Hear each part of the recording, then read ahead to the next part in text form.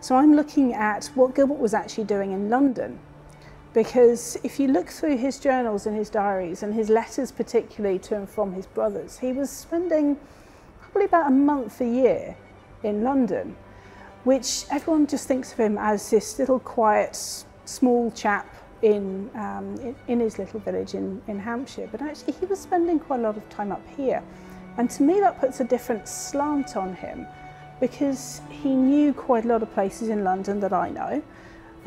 Certainly what we would term as Greater London now. He wasn't necessarily referring to them as London at the time, because London was a different place. But certainly a thoughtful person, a very, very observant person. And I think for me, his greatest skill is that of communication. And that skill of an orator. He must have been an orator. That was his job. That was his living, was talking to people and communicating to people. So I imagine him as a good speaker as much as a good writer. I don't think you could write in the way that he does without knowing how to communicate with people face to face. I think he would be a fascinating person to speak to. If you look at the people whose work Gilbert was basing his work on, I mean, he was listening to some of the new information coming through from Sweden, from Carl Linnaeus. And you see that change in Gilbert White's approach to how he was naming species coming through in his journals and his letters.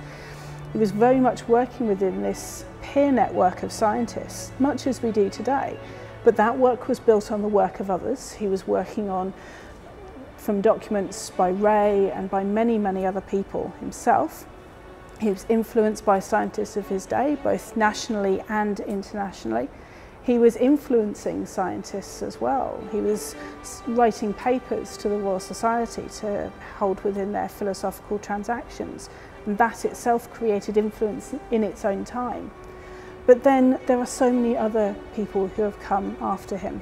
Charles Darwin is the most famous, and as you say, his statue sits in pride of place at the centre of our museum, at the top of the stairs in Central Hall, and that is fantastic.